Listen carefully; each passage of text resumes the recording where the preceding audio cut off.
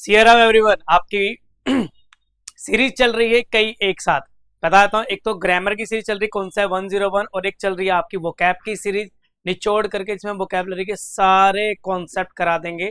Most repeated words, जिसे हम high frequency words कहते हैं वो। और तीसरी सीरीज चल रही है जो आपकी ये रही ईडियम्स की। बिना टाइम वेस्ट करे आ जाओ, 3 वीडियो ऑलरेडी दे चुका हूँ, चौथी वीडियो है। ईडियम की सीरीज है, इसमें 2023 में सारे ईडियम खत्म करेंगे, चाहे किसी भी एग्जाम में पूछे गए हो। CDS, SSC, DSSS, DDA, FCI, matter नहीं करता। 60 क्वेश्चन ऑलरेडी करा चुका हूँ। क्वेश्चन नंबर 61 पे आ जाओ, शुरू करो। Lose your marbles. देखो, इसका मतलब होता है पागल हो जाना, इनसेन आंसर जाएगा, गो इनसेन। किसी चीज के पीछे पागल हो जाना, गो इनसेन, है ना। ये पागलों की तरह बिहेव कर रहे हैं, पागल हो जाना, that's called lose your marbles. N arm and a leg, body idiom से। ईडियम को मैंने आपको बहुत वेल डिफाइंड तरीके से पढ़ाया है। बॉडी ईडियम का क्वेश्चन है ये, वेल डिफाइंड तरीके से। बॉडी वाले सारे ईडियम एक तरफ कर दिए मैंने, तो ये बॉडी ईडियम से पूछा गया क्वेश्चन है। बॉडी ईडियम का क्वेश्चन है। इसका मतलब होता है कॉस्टली, बहुत ज्यादा महंगा। मान लीजिए किसी चीज को खरीदने के लिए आपको अपनी एक बाजू और एक टांग देनी पड़े, तो आपको महंगी होगी ना यार, क्यों भाई, हाथ क्यों दूंगा मैं पैसे दूंगा, हाथ क्यों दूंगा। That's called very costly, a large amount of money, very expensive. ठीक है। अच्छा, इससे ना एक ईडियम और याद आ गया, अ वाइट एलिफेंट। एक ईडियम ये भी देख लो। अब व्हाइट एलिफेंट का मतलब पता है क्या होता है? एक तो महंगा है, ऊपर से यूजलेस भी है। यानी क्या लिख सकता हूं, an expensive and useless thing. एक ऐसी चीज जो महंगी भी और यूजलेस भी है, इसका कोई कुछ खास काम नहीं है, महंगी भी और जैसे आईफोन कह लो आप, महंगा भी और यूजलेस भी है। अब कुछ लोग बोलेगा अरे नहीं सर, अपने अपनी पॉइंट ऑफ व्यू है भाई। ठीक है। एग्जाम्पल के एन वाइट एलिफेंट। ठीक है। फिर dodge a bullet when we did not fall for the agent's words. एक वर्ड देखो पहले, डॉज, DODGED। इसका मतलब समझो पहले। डॉज का मतलब भी होता है एस्केप, या ऐसे लिखो अवॉइड करना, ये ज्यादा बढ़िया रहेगा, अवॉइड करना। एस्केप अगर लिखना चाहो तो उसके लिए फिर गेट ऑफ लिखना पड़ेगा, उसके लिए आपको गेट ऑफ लिखना पड़ेगा। काफी अच्छा ईडियम है गेट ऑफ। ठीक है, अपने आप पूछा भी जाता है एग्जाम में, फ्रेजल वर्ब कह लो, ईडियम कह लो, दोनों तरीके से पूछा जाएगा। गेट ऑफ का मतलब होता है टू अवॉइड अ पनिशमेंट, या फिर टू एस्केप। गेट ऑफ का मतलब होता है to escape from a punishment, from a punishment. आपको कोई पनिशमेंट दी गई है, आप उससे बच के भाग रहे, निकल रहे हो, है ना, दैट्स कॉल्ड गेट ऑफ। ये गेट ऑफ का मतलब होता है। ठीक। डॉज का मतलब होता है अवॉइड करना। डॉज आ बुलेट का मतलब, देखो दो ईडियम है, एक तो बुलेट से बनता है डॉज आ बुलेट, जो यहाँ लिखा हुआ है, इसका मतलब है बाल बाल बचना, नैरो एस्केप कह सकते हो आप। ठीक है, दैट्स कॉल्ड नैरो एस्केप। ये रहा सी आंसर, ये इसका आंसर आ गया। To be out of the your comfort नहीं हो सकता। अच्छा, इसके देख लें। हाँ, इसमें एक वर्ड बताना भूल गया, बिविल्डर, ऑलरेडी बता चुका हूँ। बिविल्डर्ड का मतलब होता है कंफ्यूज्ड। एक्चुअली मैं ना ऑप्शंस को एक्सप्लेन करना भूल गया, स्पीड से पढ़ाता हुआ निकल गया, कोई नहीं। ये क्लियर हुआ? हाँ। हाँ, क्या बता रहा था मैं? हाँ, बाल बाल बचना। मैं कह रहा था बुलेट से ना दो ईडियम बनते हैं, एक तो ये लिखा हुआ है जो इसका मतलब बाल बाल बचना, नैरो एस्केप। एक मैं ऑलरेडी करा चुका हूँ, bite the bullet. Bite the bullet, इसका मीनिंग आप बताएंगे मुझे सारे सारे बच्चे कमेंट में। ठीक है, वीडियो के कमेंट में आप ये मुझे बाइट द बुलेट का मीनिंग बताएंगे, पढ़ने वाले बच्चे कितने क्लियर हो जाएगा उससे। ठीक है, ऑलरेडी पढ़ा चुका हूँ पिछली क्लास में। चलो आगे। Band over backwards. Band over backwards का मतलब जान लगा के काम करना, बहुत मेहनत करना, अटमोस्ट एफर्ट्स। जो लोग गवर्नमेंट जॉब की तैयारी करते हैं वो यही करते हैं, बहुत जान लगाते हैं। सीरियस बच्चों की बात कर रहा हूँ, उन बच्चों की बात नहीं कर रहा जो माँ बाप के प्रेशर से यहाँ पर तैयारी करने आए हैं, उनकी बात कर रहा हूँ जो मन से तैयारी कर रहे हैं। जान लगा के काम करना, that's called bend over backwards. Working hard to try to impress, going backward, using wrongful means, working slowly and lazily. ये आंसर है। बहुत ज्यादा हार्ड वर्क करना, that's called bend over backwards. इसका एक ईडियम और बनता है, वो भी देख लेते हैं। बैंड ओवर बैकवर्ड का एक ईडियम और है, वो भी चेक कर लेते हैं एक बार। क्वेश्चन नंबर कौन सा चल रहा है भैया आपका? 64। ठीक है। हाँ, ईडियम है आपका स्ट्रेन एवरी नर्व। इसका मतलब होता है सारा जान लगा देना, कहते हैं ना पूरी जान लगा काम करेंगे sir, don't worry. Strain every nerve, ये भी कह सकते हो आप। अगला आ जाओ, वो देखो गेट ऑफ आ गया, ये तो गेट ऑफ आ गया यहाँ पे, इसका मीनिंग ऑलरेडी बता चुका हूँ। ऑन द रॉन्ग फुट इसका मतलब है किसी चीज की शुरुआत ही गलत होना। मान लीजिए आप शुरुआत कर रहे हो पढ़ने की इंग्लिश की और शुरुआत ही गलत कर रहे हो, या फिर एसएससी की तैयारी करो शुरुआत ही गलत करो। कैसे करता है बच्चा एसएससी की तैयारी शुरुआत गलत में? स्टार्टिंग में ही आप जीएस की तरफ कूद पड़े। नहीं यार, जीएस तो बहुत वास्ट है, पढ़ो बहुत अच्छी है, उसके बिना सिलेक्शन नहीं हो सकता बिना पढ़े। पढ़ना तो पड़ेगा, बट द पॉइंट है पहले बड़े बड़े टॉपिक कवर करो, वोकैब कवर करो इंग्लिश में, ग्रामर कवर करो, मैथ्स में अर्थमेटिक कवर करो, रीजनिंग कवर करो, ये सब कवर हो जाए तब आप जाओ ग्रामर उसके ऊपर, जीएस के ऊपर। तो शुरुआत गलत हो, टू स्टार्ट आर रिलेशनशिप और एक्टिविटी बैडली, किसी से की शुरुआत ही गलत कर देना। ठीक है, 66 पे आ जाओ। अ leopard can not change his spot, ये इसकी हिंदी बताता हूँ। इसका मतलब होता है, हम कई बार कहते हैं भाई कुत्ते की पूंछ 12 साल पाइप में डाल के रखोगे तब भी टेढ़ी की टेढ़ी रहेगी। यानी कि एक इंसान का कैरेक्टर कभी चेंज नहीं हो सकता, जो था वो है वो रहेगा। ठीक है, you can not change who you are, ये answer, you can not change who you are. फिर आओ, the best of both world, best of both world का मतलब होता है कि जो कुछ आपके पास अवेलेबल है उसमें से बेस्ट चीज ऑप्ट करना, और जो अवेलेबल है उससे आपने बेस्ट बना के देना। ठीक है, एन आइडल सिचुएशन, ये रहा एन आइडल सिचुएशन, इसके अलावा कोई ऑप्शन बनता है। इसका मतलब वही होता है कि आइडल सिचुएशन है, इससे अच्छा कुछ हो ही नहीं सकता जो आपके पास है। इससे एक बार और याद है, count your blessings, count your blessings, ये भी एक इडियम्स है। काउंट योर ब्लेसिंग्स का मतलब होता है कि आपके पास जो जो भगवान ने दिया है अच्छी चीज, हमेशा उसका शुक्रिया अदा करना। Think about it and feel good about it. जैसे फॉर एग्जाम्पल कभी भी आप डिप्रेशन में हो या आपको बेकार लग रहा है तो you should count your blessings, मतलब कि आपके पास क्या क्या अच्छे पॉइंट्स है लाइफ में, राम जी ने जो आपको दे रखे हैं उसका ध्यान रखो। मैं हमेशा यही करता हूँ, तो मुझे लगता है कुछ नहीं हो रहा, फिर मैं काउंट करता हूँ कि मैं कहाँ से जीवन में शुरू किया था मैंने, कि यार वो भी याद है गरीबी के दिन जब 5 रुपए जेब में नहीं हुआ करते थे, और आज भी एक समय है कि 20-20, 25-25 हजार रुपए की चीजें छोटी मोटी लगने लग गई है। ये सब राम कृपा है, सिर्फ राम जी कृपा है। तो मैं हमेशा ब्लेसिंग्स को काउंट करता हूँ कि यार ये है मेरे पास, अब मैं क्यों घबराता हूँ। ठीक है, हाँ एक एक्स्ट्रा आइडिया होता है, more people in Turkey are on bread line.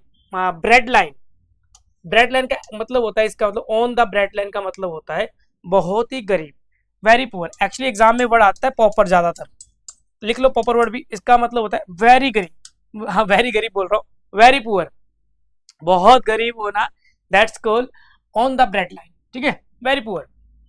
Next one, हाँ both Nitin and Uday are of the same interest. Same interest का मतलब होता है ऐसे लोग जिनका सेम, बेस्ट फ्रेंड की सेंस में कह सकते हो। इसका एक सिनोनिम बनता है अल्टर ईगो, ये भी आ सकता है इसके इडियम में। ठीक है, अल्टर ईगो का मतलब होता है आपका और उसका सामने वाले का इंटरेस्ट सेम है, जो चीज आपको पसंद है वही उसको पसंद है, जो तुम्हें पसंद नहीं है वो भी उसको पसंद नहीं है। बहुत सारे आपके आसपास के लोग होते हैं जिनकी हैबिट्स आपसे मिलती जुलती है। ठीक है, तो ये बन गया आपका birds of the same feather, ये आंसर निकला।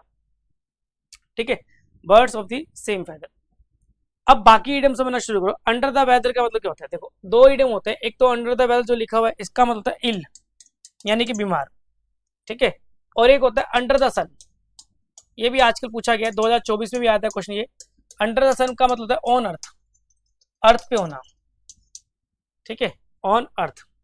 ठीक, अच्छा ब्लोइंग स्मोक विदाउट फायर, ये वाला समझना कहानी।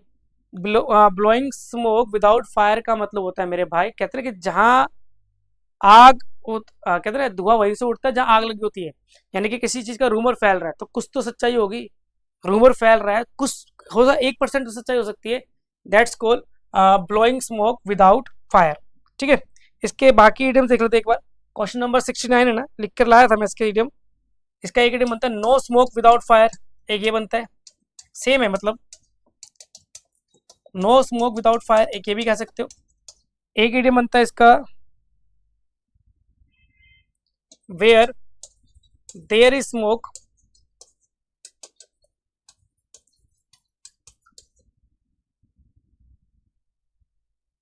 There is fire, there is fire. तीनों का मतलब एक ही है कि जहां रूमर होता है उसके में कुछ तो सच्चाई होती है। ठीक है, कुछ परसेंट सच्चाई होगी। यानी कि मैं लिखता हूं इसका मीनिंग देयर, लिख लो, are rumour that something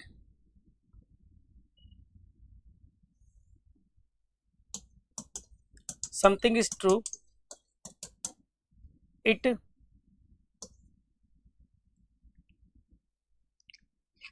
so it must be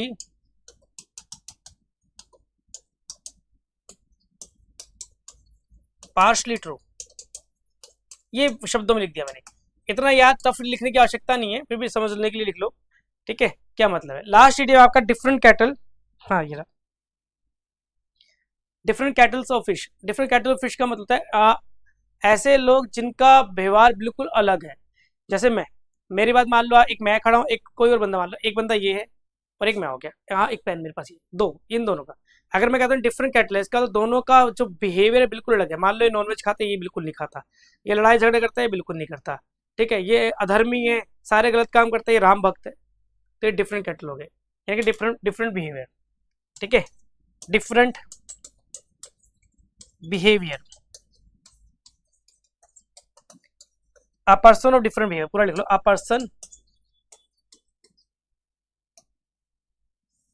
persons of different behaviour, ऐसे लिखो,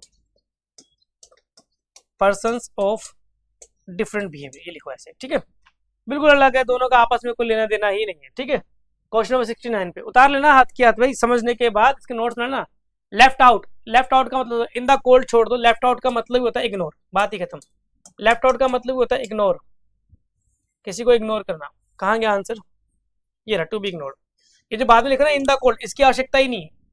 लेफ्ट आउट का मतलब होता है सीधा सीधा इग्नोर करना, है ना। बहुत बार आपको ऐसे लोग मिलते होंगे जिनसे बचपन में आपकी यारी दोस्ती थी और अब आप उनको ढंग से, वो आपसे बात नहीं करते, या कुछ ऐसा हो गया लाइफ में कि आप उनसे बात नहीं करना चाहते, रास्ते में कहीं चलते मिल जाता है, तो आप क्या करते हो, लेफ्ट आउट करते हो, सीधा सीधा इग्नोर कर देते हो कि भाई मैं तुझे जानता ही नहीं, बात ही खत्म, ठीक है। ये हो गया। आ जाओ like, I think we should dash before buying this car. देखो, ईट लाइक अ हॉर्स का मतलब क्या होता है, ईट अलॉट, बहुत ज्यादा खाना। एक इडियम और बनता है eat like a bird, eat like a bird, इसका मतलब होता है ईट वेरी लिटिल। लड़कियां जो होती हैं बर्ड की तरह खाती हैं, बहुत कम खाना खाती हैं, तो ये हो गया। लड़के ये रे, है ना, बहुत खाते हैं भाई, गेट ऑफ भी बताया था। अच्छा, इसमें एक इडियम और समझो, एक ये बताया, एक समझो हाई हॉर्स। पहले हाई हॉर्स का मतलब ही समझ लो। हाई हॉर्स का मतलब ही होता है बिहेव एरोगेंटली, बिहेव एरोगेंटली, है ना, बिल्कुल घमंड से बात करना। तो ये get off your high horse का मतलब होता है बिहेव एरोगेंटली। अपने आप को बहुत ज्यादा सुपीरियर समझते हैं कुछ लोग, और बहुत एरोगेंटली बिहेव करते हैं, है ना, बहुत ही एरोगेंटली बिहेव करते हैं। ये बात समझ आई। तो ये तो आंसर नहीं हो सकता, ये भी आंसर नहीं हो सकता। होल्ड योर एट हॉर्सेस का मतलब होता है wait for a moment, wait for a moment, कहते ना होल्ड योर हॉर्सेस, तो ये आंसर है। अब वो क्या कहना क्या चाह रहा है कि कार खरीदने से पहले हमें 1 मिनट के लिए वेट करना चाहिए, and we think about it what we are going to do. हमें उस बारे में सोचना चाहिए कि हम क्या करने जा रहे हैं, हमें कार की जरूरत भी है, या जितनी लग्जरी कार हम ले रहे हैं ये वेस्ट ऑफ मनी तो नहीं है। इससे बड़े भाई मैं तो ये बोलता हूँ, पैसा लगा दे शेयर मार्केट, स्टॉक में, क्रिप्टो करेंसी में, तो ज्यादा अच्छा रहेगा, ठीक है, बच जाएगा तू आने वाले कल में। डन भाई, हाँ, 70-71 क्वेश्चन हो गए ना। फिर select the most appropriate idiom to filling the blanks. Choosing not to pursue, पहले परस्यू का मतलब समझो। परस्यू का मतलब किसी का पीछा करना, पीछा करना, ठीक है। A degree in computer engineer was dash as the market for them is extremely limited nowadays, ठीक है। एरी फेरी आंसर है इसका। एरी फेरी का मतलब समझो क्या होता है, एरी फेरी का मतलब होता है फुलिश। अब आंसर ये क्यों किया, वो सेंस बोल रहा है कि अच्छा हुआ तूने इंजीनियरिंग नहीं करी, कंप्यूटर में काम नहीं किया, क्यों, क्योंकि आजकल काम ही नहीं है। आप कर लेते इंजीनियरिंग, मार्केट में ये खत्म ही होती जा रही पोस्ट, तो फुलिश आएगा इसका आंसर, ठीक है। आंसर जाएगा ए। अगर सिर्फ एयर की बात करोगे ना, एयर एक्चुअली में वर्ड क्या है, एक्चुअली वर्ड होता है आपका एयर, इससे बनता है एयर्स, और इससे बनता है आपका एरे। ये एयर आपका अनकाउंटेबल नाउन है, ठीक है, मेटीरियल एयर आपका अनकाउंटेबल नाउन है, और एयर्स आपका जो होता है इसका मतलब शो ऑफ, दिखावा करना, प्रिटेंड, और एरी आपका एडजेक्टिव मेरे भाई, ठीक है। इसका मतलब होता है कोई भी ऐसी चीज जो बहुत ज्यादा स्पेस, बहुत बड़ी विशालकाय कह सकते हो।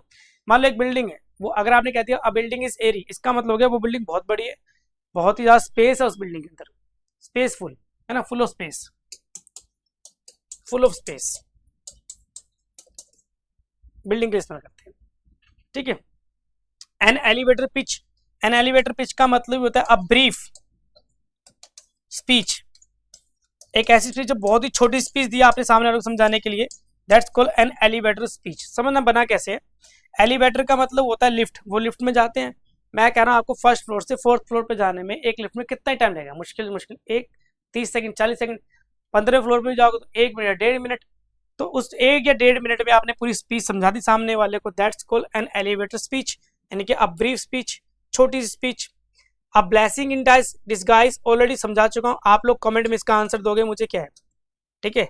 डिस्गाइज का मतलब होता है भेष बदलना, ब्लेसिंग्स का मतलब दुआ होता है। अब बाकी तुम बताओगे।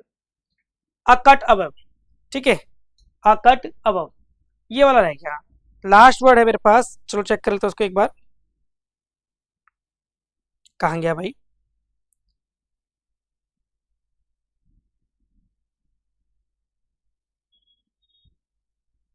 हाँ ये रहा, थोड़ा सा ऊपर नीचे लिखा हुआ है कट अबव।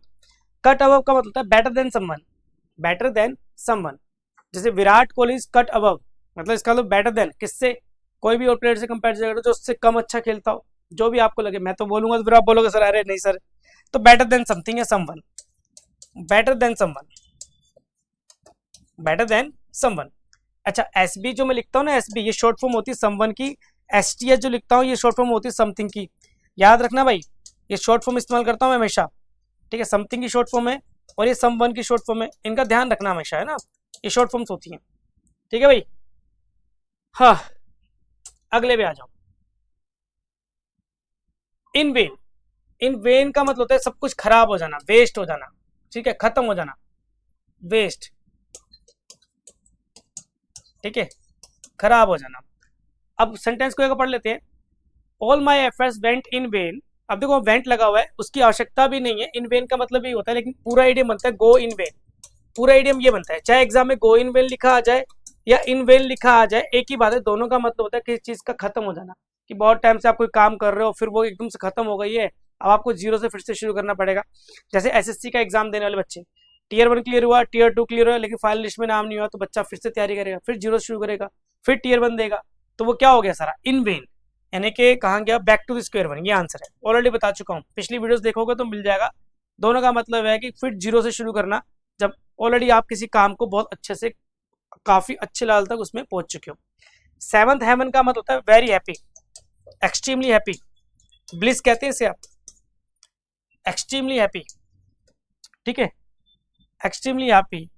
और अराउंड द बैंड, ये समझने लायक है, ये ऑन द फ्लाई छोड़ते हैं, अराउंड द बैंड ये समझने लायक है, इसको समझो। एक्चुअली वर्ड होता है आपके कई, पहला बताता हूं मैं, around the corner, around the corner का मतलब होता है वेरी नियर, बहुत पास। एक होता है around the clock, around the clock का मतलब होता है पूरे दिन पूरी रात, all day and all night. कहते हैं भाई दिन रात, मैंने ये दिन रात बस मैं तेरे बारे में ही सोच रहा था, I was thinking about you around the clock, मतलब दिन रात हम एक ही चीज का सोच रहे हैं कि कब नौकरी लगेगी, कैसे काम बनेगा, ये सब। तो around the corner very near, around the clock all day and night, और एक था अराउंड द विंड, शायद यही था, अराउंड द विंड, ये भी है, ठीक है, अराउंड द विंड। कहाँ है भाई अराउंड वाले, अराउंड द बैंड है, around the band, around the band का मतलब होता है आपका इनसेन, पागल, ठीक है। तो ये अराउंड वाले सारे एक्सप्लेन कर दिए मैंने एक साथ, 1 2 3, ठीक है। जो एक्स्ट्रा वर्ड्स है वो लिखते रहना भाई। अराउंड द बैंड यानी कि इंसान लिखा है around the band, around the corner, around the clock, 2 extra word थे। अच्छा on the fly, on the fly का मतलब होता है बिना सोचे समझे रिएक्ट कर देना, या बिना सोचे समझे किसी काम को तुरंत कर देना, do something quickly without thinking. जैसे फॉर एग्जाम्पल मैं एक छोटा सा एग्जाम्पल देता हूँ, मेरा एक दोस्त है, मैं इसको बोला था कि भाई ये करेंसी है क्रिप्टो करेंसी, ये ऐसे ऐसे काम करती है और अभी तो मार्केट हाई है, अभी पैसे मत लगाएंगे। मैंने उसको मना भी किया बट उसने गधे ने लगा दिए, ठीक है, अब लगा दिया नुकसान खा रहा है। क्यों? क्योंकि बिना सोचे उन्होंने फट से लगा दिया कि यार ऐसा नहीं होता मेरे भाई, बहुत सोचना पड़ता है, बहुत ग्राफ स्टडीज करने पड़ते हैं क्रिप्टो करेंसी के जाके, तब जाके समझ आती है कब पैसा लगाना है, कब मार्केट से निकलना है, कब मार्केट में इन होना है, कब होल्ड करना है। बहुत पंगे हैं, आसान नहीं है पैसा कमाना इसमें। तो ऑन द फ्लाई का मतलब है एक्ट क्विकली, फट से एक्ट कर देना quickly, without thinking much, without thinking much. देखो मैं आपको वो एग्जांपल दूंगा जो मेरी लाइफ में चल रहे होते हैं, है ना, प्रैक्टिकल एग्जांपल ही दे रहा होता हूँ मैं ज़्यादातर। क्रैकअप, क्रैकअप का मतलब किसी को बहुत ज्यादा हंसाना या हंसना, टू मेक समवन लाफ, ये आंसर है। ठीक है, ये एक्चुअली ये क्यों है? क्योंकि एक वर्ड बनता है क्रैक अ जोक, जोक के लिए हमेशा क्रैक ही लगा रहेगा, क्रैक अ जोक बोला जाता है। ऐसे कमिट अ सुसाइड बोला जाता है, कमिट सुसाइड नहीं, सॉरी, मेक अ मिस्टेक बोला जाता है, हाँ, मेक अ मिस्टेक बोला जाता है। ये एग्जाम के एरर में आता है, एग्जाम में क्या करता है, डू अ मिस्टेक कर देगा, डू अ मिस्टेक है ही नहीं कुछ, ये लिखना ही गलत है। आप लिखना चाहो तो मेक अ मिस्टेक लिख लो, ठीक है, ऐसी क्रैक का जोक लिखो। तो क्रैकअप का मतलब होता है किसी को बहुत जोर से हंसाना या बहुत जोर से हंसने के लिए भी इस्तेमाल कर सकते हैं। ठीक है, क्रैक संभावना, बहुत सिंपल सेंटेंस है। क्रिटिसाइज का मतलब आलोचना करना, एंग्री का मतलब गुस्सा, और to force someone to commit a mistake, ये तो हो ही नहीं सकता। ठीक है, अगले अगले सेंटेंस पे आओ। What a small word, what a confidence. ठीक है, इसके अलावा कुछ नहीं है। व्हाट अ स्मॉल वर्ड का मतलब होता है व्हाट अ कॉन्फिडेंस। कहते हैं दुनिया गोल है, हमारी फील्ड में अक्सर कहते हैं बेटा सर, हमें हमारी, मैं अपनी फील्ड में हमेशा टीचर्स को बोलता हूँ, टीचर आपस में हम बोलते भी हैं कि दुनिया गोल है सर। आज मैं इस इंस्टीट्यूट में पढ़ा रहा हूँ, डेफिनेटली आज मैं 4 महीने आप भी मुझे कहीं ना कहीं किसी और इंस्टीट्यूट में पढ़ाते हुए मिलोगे, या फिर सेम इंस्टीट्यूट में पढ़ाते हुए मिलोगे। ठीक है, दुनिया गोल है सर, तो वो वाली चीज़ है what a confidence, what a small word. Unfair conduct, unfair का मतलब होता है गलत, कंडक्ट का मतलब बिहेवियर, अनफेयर कंडक्ट का मतलब होता है अनफेयर यानी कि foul, foul play, foul behaviour कह सकते हो। ठीक है, फाउल बिहेवियर का मतलब गलत बिहेवियर, ऑलरेडी पढ़ा चुका हूँ। फाउल लैंग्वेज भी बता चुका हूँ आपको, फाउल लैंग्वेज का मतलब गंदी भाषा, अभद्र भाषा। फाउल स्मेल भी बता चुका हूँ आपको, फाउल स्मेल का तो बड़ी बुरी सी गंदी स्मेल आती है, दैट्स कॉल्ड फाउल स्मेल। ठीक है, फाउल प्ले का मतलब होता है आपका चीटिंग करना, मैच में क्रिकेट में खेलते खेलते वो अपनी ऑस्ट्रेलिया जो है हमेशा चीटिंग करती है। ठीक है, एक नंबर की, एक नंबर एक घटिया लोग हैं जो ऑस्ट्रेलिया वाले होते हैं खेलने के मामले, क्रिकेट के मामले में, उनसे घटिया कोई नहीं है। इतना ज्यादा चीटिंग करते हैं रिकी पॉन्टिंग के टाइम पे, तो हद कर रखी थी उन लोगों ने। तो ये सब है फाउल बिहेवियर का मतलब गंदा बिहेवियर, फाउल लैंग्वेज का मतलब अभद्र भाषा, फाउल स्मेल का मतलब बहुत बुरी स्मेल, फाउल प्ले का मतलब चीटिंग करना। तो ये आंसर ये है। क्यों? Any sort of foul play conduct is not tolerated in the tournament, tournament का मतलब ये गेम की बात चल रही है, इसलिए फाउल प्ले आ गया। ठीक है, इसलिए फाउल प्ले आ गया। रेड हैंडेड का मतलब क्या होता है? रेड हैंडेड का मतलब किसी को क्राइम करते वक्त ऑन द स्पॉट पकड़ लेना, दैट्स कॉल्ड रेड हैंडेड। अगर कोई क्रिमिनल कोई काम कर रहा है और उसी समय की पुलिस ने उसको पकड़ लिया, दैट्स कॉल्ड रेड हैंडेड। ये कलर बेस्ड ईडियम है, ऑलरेडी कलर ईडियम में पढ़ा चुका हूँ। ठीक है, तो रेड हैंड का मतलब क्लियर हुआ। अब हैंड इन द मड, ये मुझे बताने हैं, इसके लिए ना मेरे को एक एक्स्ट्रा स्लाइड चाहिए होगी, क्योंकि हैंड इन द मड भी होता है, हैंड इन द ग्लव भी होता है। एक बार लिख लेते हैं, एक वर्ड है हैंड इन द ग्लव, एक वर्ड है hand in the mud, in the mud है, इन मड है, in the mud.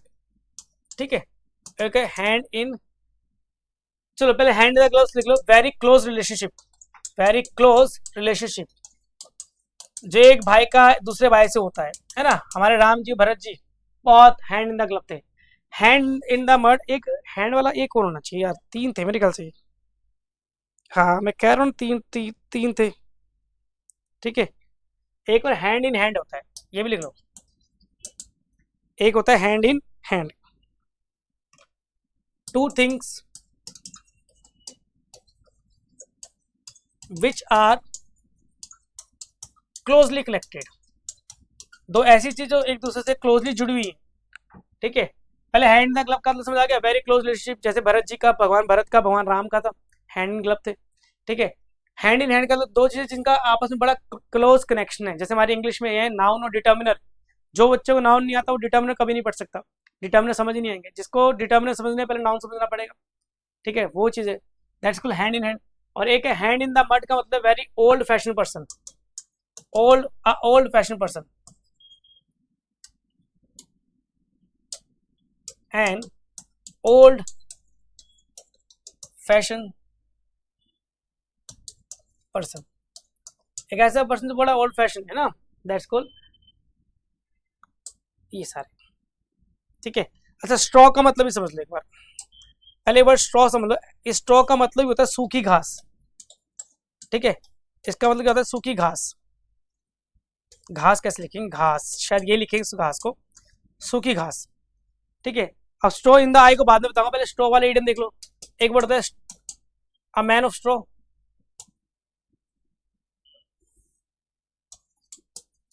A man of straw, इसका मतलब होता है अ वेरी वीक पर्सन। बहुत आता है एग्जाम में, अ वेरी वीक पर्सन, बहुत ही ज्यादा कमजोर इंसान, इसका कोई करेक्टर नहीं है, कुछ उसका खुद का कुछ से नहीं है, जो सामने वाला कहता है फट से मान लिया, है ना, ठीक है। और एक होता है straw in the wind, straw in the wind, इसका मतलब है indication of, indication of doing something what might happen in the future,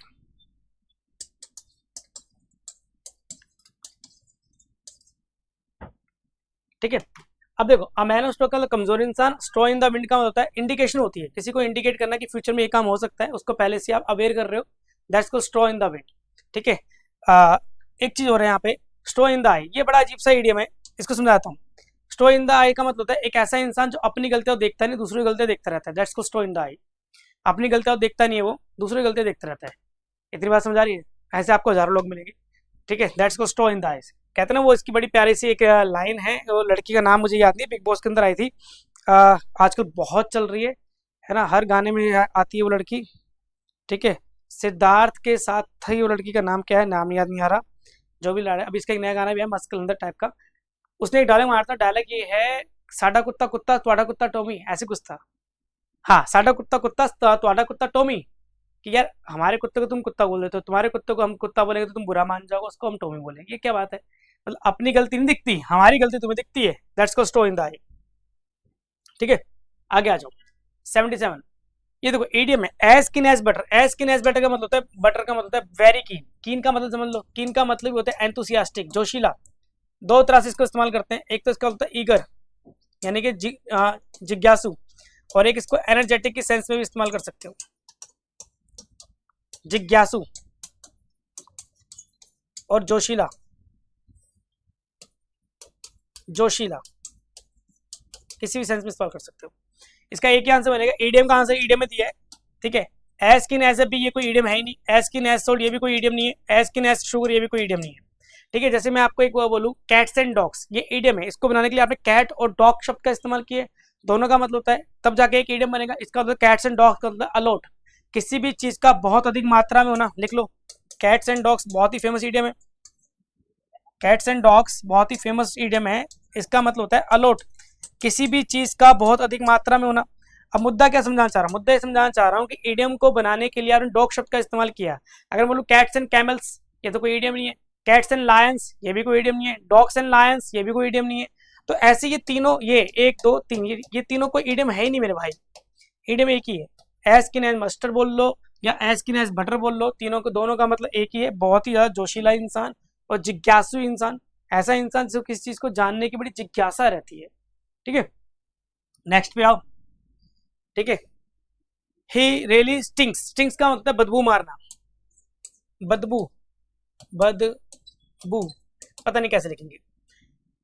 अभी देखो, स्मेल फाउल का मतलब बताया था मैंने, फाउल स्मेल, स्मेल फाउल, दोनों का मतलब है बहुत बदबू आना, ठीक है। आयरन वाले सारे वर्ड करा चुका हूँ, आयरन विल ऑलरेडी बता चुका हूँ, आयरन विल का मतलब समझ लो, आयरन विल का मतलब डिटरमाइंड, ठीक है, डिटरमाइंड। स्ट्रॉन्ग, ऐसा इंसान जिसके बड़े स्ट्रॉन्ग विचार है, एक बार उसने सोच लिया कि करना है तो करना है, ठीक है। ये बात समझ आई, डिटरमाइंड हो गया, यहाँ पे सी आंसर है। हाँ, आंसर पहले देता हूँ, आंसर बी है इसका, बाकी बड़ा एक्सप्लेन कर। लेम एक्सक्यूज, लेम एक्सक्यूज का मतलब होता है बच्चा पार्टी, छोटे मोटे एक्सक्यूज देना, जो हमें पता है कि साफ साफ दिख रहा है कि झूठ बोल रहा है, कहते हैं यार साफ दिख रहा है तो झूठ बोल रहा है, don't give me a lame excuse. जैसे फॉर एग्जाम्पल मैंने बोला कल क्यों नहीं आया, तो आपने बोला सर बहुत तेज बुखार हो गया था, अच्छा 10 घंटे में ठीक भी हो गया, बहुत तेज तेरा बुखार, आज तू क्लास में आ गया, दैट्स कॉल्ड लेम एक्सक्यूज, ठीक है। और आयरन विल का मतलब strong determination. An old flame, बड़ा प्यारा है ये तो इडियम, ओल्ड वाले और भी कराऊंगा। एन ओल्ड हैंड, एक काम करते हैं नया पेज ले लेते हैं। मैंने बोला एन ओल्ड फ्लेम, एक ये बोल दिया मैंने, एक है एन ओल्ड हैंड, एक है एन ओल्ड, चलो देख के बताता हूँ। पहले ओल्ड फ्लेम का मतलब समझ लो, पुराना प्यार, कहते हैं पुराना प्यार, दैट्स कॉल्ड फॉर्मल लवर, पुराना प्यार। एंड ओल्ड हैंड, सीजनड आएगा इसका आंसर। सीजन का मतलब होता है हाईली एक्सपीरियंस पर्सन, बहुत एक्सपर्ट पर्सन होता है अपनी फील्ड का, that's called an old hand. ये पुराना प्यार समझ आया भाई सबको? ये तो समझ आई क्या होगा सबको, ठीक है। एंड ओल्ड सोल, सोल ये लिखो, ठीक है। और एक है ओल्ड वाइफ्स टेल, ये दो इडियम लिखो, ठीक है। एन ओल्ड सोल, सोल का मतलब होता है ऐसा इंसान जो अपनी उम्र से ज्यादा बुद्धिमान है। कुछ लोग 25 साल की उम्र में ऐसे बिहेव करते थे 35 साल के हो गए हों, that's called an old soul, अपनी उम्र से ज्यादा। ये पॉजिटिव सेंस है भाई, नेगेटिव मत लेना इसको। वीन वाइस, ठीक है, बियॉन्ड देयर एज, कुछ लोग अपनी उम्र से जल्दी समझदार हो जाते हैं और कुछ लोग की उम्र खत्म हो जाती तब भी समझदार नहीं होते। ओल्ड वाइफ्स टेल, टेल का मतलब कहानी होती है, इसका मतलब समझना, इसका एक्चुअल मीनिंग होता है कि ऐसी चीजें, ऐसी एडवाइस, पुराने जमाने में ऐसी दी गई एडवाइस हेल्थ को रिलेटेड, हेल्थ से रिलेटेड, जो पुराने जमाने में लोग उसको लिटरली फॉलो करते थे और कहते थे कि ये सही है, लेकिन वो एक्चुअली में क्या थी, गलत। एक्चुअली में वो क्या थी, गलत। मान लो आप पुराने जमाने में आपको किसी ने एडवाइस दी हो, सुबह उठते ही गर्म पानी पिया कर, और वो उससे ये फायदा होगा, बट उससे कोई फायदा होता ही नहीं है, ऐसा मान लो, होता है रियल रियल लाइफ में तो होता है, एग्जाम्पल के लिए दे रहा हूँ। तो उसे बोला जाएगा एन ओल्ड वाइफ्स टेल, ठीक है। Old wives tale, advice related to health, advice related to health that was behind, that was believed, लिखो यार, that was believed in past but is now known to be wrong। मान लो health से related बचपन में आपको कोई advice दी गई हो, मैं अपना एग्जांपल देता हूँ। मेरे पास एक टीचर थी, उन्होंने मुझे कहा था बहुत सारे उन्होंने मुझे क्या कहा था, नीम के पत्ते ना, नीम के पत्तों को अच्छे से पीस के उसका रस निकाल के उसमें एक आधा चम्मच चीनी डाल के रोज पिया कर, तेरा डाइजेस्टिव सिस्टम ठीक हो जाएगा। मेरा डाइजेस्टिव सिस्टम काफ़ी कमज़ोर था, तो उन्होंने ऐसे दी एडवाइस, मैंने बहुत नीम के पत्ते खाए, गोबर फर्क नहीं पड़ा। तो वही वही है, ये वही एडवाइस था कि मैंने उनको सच माना, लेकिन वो सच थी कहाँ, बेवकूफ़ बन गए हम लोग, ये वो चीज़ है, ठीक है। 79, इसका जो ईडियम है मेकअप हिज माइंड, ये ईडियम है, इसका मतलब होता है कि माइंड तैयार, अपने आप को माना लेना कि हाँ अब ये काम हम करेंगे तो करेंगे, that's called set sights on, ठीक है। To move the goal post, ये तो बड़ा प्यारा ईडियम है। To move the goal post का मतलब होता है अपने अकॉर्डिंग, अपनी सुविधा के अकॉर्डिंग और अपनी फायदों के अकॉर्डिंग रूल्स को चेंज कर देना। भारत सरकार अपने फायदों के अकॉर्डिंग हर रूल चेंज करती रहती है, अपनी मर्जी से काम करती है, कांग्रेस बीजेपी कोई लगा लो आप, ठीक है। यानी कि इसका मतलब क्या, टू चेंज रूल्स, एसी शॉर्ट फॉर्म है अकॉर्डिंग टू बेनिफिट्स या एडवांटेज।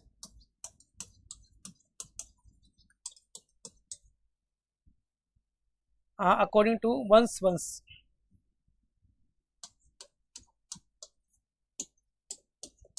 बेनिफिट्स। अब ठीक है ना, भारत सरकार का परफेक्ट एग्जांपल है, कभी कोई रूल ले आएंगे अपनी मर्जी से, कभी कुछ। To rise to the occasion, to rise to the occasion का मतलब होता है मौके पे चौका मारना। वैसे आप इतना अच्छा परफॉर्म नहीं कर रहे हो, वैसे आप आउट ऑफ परफॉर्मेंस चल रहे हो, लेकिन जब सबसे ज्यादा जरूरत थी परफॉर्म करने की, तब आपने सच में बहुत अच्छा परफॉर्म किया, that's called to rise to the occasion. इसका एग्जाम्पल है विराट कोहली, हमारा अभी वर्ल्ड कप हुआ, T20 वर्ल्ड कप हम लोग जीते, विराट कोहली पूरे वर्ल्ड कप में आउट ऑफ फॉर्म चल रहा था, लेकिन फाइनल मैच में साउथ के खिलाफ उसने बहुत अच्छा परफॉर्म किया, that's called to rise to the occasion, यानी कि जब सही समय तब बंदा आके परफॉर्म कर रहा है, ठीक है। इतनी बात समझ आई? इसका भी मीनिंग देख लो, ये इस वाले का मीनिंग है, इसका मीनिंग देख, लिख दूं, कहाँ लिखूं, किधर लिखूं रे, चलिए। अच्छा ऐसे समझना, ये बी वाले का आंसर है, ये बी वाले का मतलब है, ठीक है भाई। अब मैं क्या कर रहा हूँ, सी वाले का मतलब लिख रहा हूँ, ये हटा देता हूँ लाइन, थोड़ी जगह मिल जाएगी, ठीक है। आंसर ऑलरेडी आपको पता ही है, to rise to the occasion, clear हुआ। इसका सबसे बढ़िया एग्जांपल दे दिया मैंने, Virat Kohli, perform better, perform better than usual, specially in a special situation, ये लिखो, ठीक है। ये वाला सेंटेंस लिखोगे आप, मेरे को लगा पता नहीं कौन आ गया भाई साहब, स्पेशली ना, हाँ ठीक है। Make the cut, make the cut का होता है do efforts, to do efforts, to do efforts, to do something, किसी काम को करने के लिए एफर्ट्स करना, that's called make the cut. Make, जैसे आप लोग सरकारी नौकरी लेने के लिए क्या करो, make the cut, you are making a cut, you are making the cut, इसका मतलब आप एफर्ट्स कर रहे हो कि आपकी सरकारी नौकरी लग जाए मेरे भाई, and you are really trying to do it. और ये रहा आज की क्लास का आखिरी क्वेश्चन, और क्लास खत्म करते हैं, ठीक है।